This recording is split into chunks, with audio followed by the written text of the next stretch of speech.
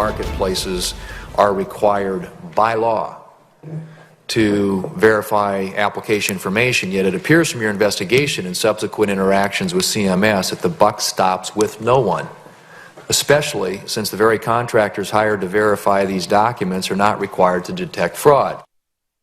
You know, with any government program, you would expect a series of checks and balances to help identify potential fraud and waste, but this may not be the case with Obamacare.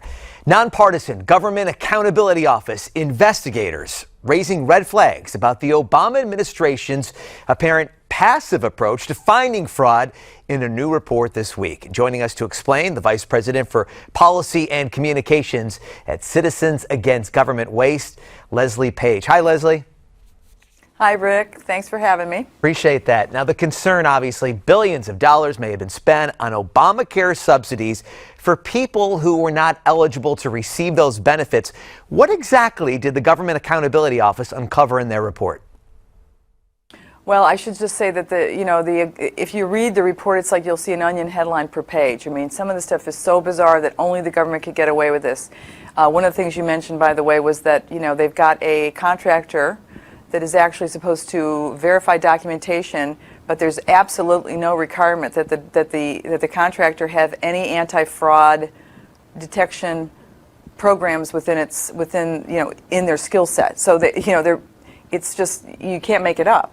The bottom line is they looked at 3 states, only 3. They won't say which 3, but the 3 states in the United States, and they did a couple things. They analyzed the data that is supposed to come into what they call the big data hub that Obamacare has to use in order to verify that you are who you say you are, that you made X amount of dollars, that you are not incarcerated, that you are that you're a lawfully present United States citizen or someone who's supposed to be here legally.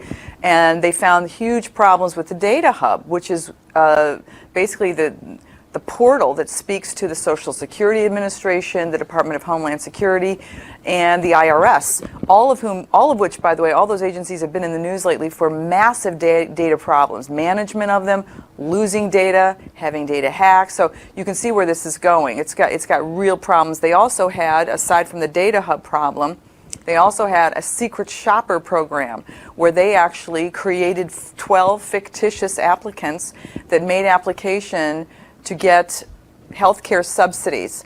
All of them, almost all of them, I think 11 out of the 12, were able to continue to get subsidies for a full year, even though they provided fictitious documentation. And what's even funnier to me is that at one point, the Affordable Care Act kicked 6 of them off, or 5 of them off, and they got right back on the system with new identities and even bigger subsidies. So the GAO report really shows this evidence of the government being too lax when a new enrollee signs up for Obamacare. So what can be done to ensure that they have the proper documentation, to ensure that they really qualify for these subsidies or benefits? Well, CMS is claiming that they don't want to do it. I mean, they've essentially thrown up their hands, and that was the most shocking part to me. I mean, there's a lot of shocking parts of this report, and I encourage everyone to read it if they can stand it. But one of the most shocking parts is that the CMS, which administers Obamacare, has told the GAO that they have no intention now or in the future of ever trying to verify some of these problems, in particular Social Security numbers. If they find a glitch in a Social Security number or a non-existent Social Security number being used, that's just not going to be enough to trigger a standalone inquiry or any further inquiry. They're just going to let that go. If they find out that any of these people are incarcerated, which is not lawful for the incarcerated people to apply for Obamacare, they're going to let that go. That's just not going to be enough to trigger any kind of recalculation of their subsidy. So CMS really needs to be held to account for their abdication of the law. The law states you must do the following things. I mean, taxpayers, listen, 1.7 billion, and I think it's actually way more than that. If it is just that in 3 states, please extrapolate from that what it is all over the country. You know, Leslie, and there's no end in sight. Well, you work so hard on these issues, and I'm just curious, is the Affordable Care Act any more lenient than other government programs, or do we see this kind of fraud when it comes to any program, state or federal government program? I mean, you're absolutely right. This is a part of a pattern that we've seen with many other different programs that are Social Security Administration, the SNAP program. There's all kinds of stuff going on out there, federal housing, where there's no sight line into there's no accountability and there's no transparency. And the agencies that are in charge of administering these programs simply do not have the capabilities or the willpower in some cases to actually go after these improper payments. And that's why we have improper payments in the hundreds of billions of dollars annually. And that is a conservative number, by the way.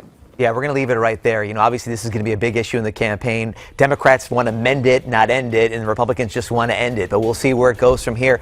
Leslie Paige, thank you so much. To learn more about where your government is wasting your money, go to cagw.org. Thanks again to Leslie Paige. And when we return, we're going to chat about the controversy surrounding the upcoming Academy Awards. We're coming right back, right here on Newsmax TV.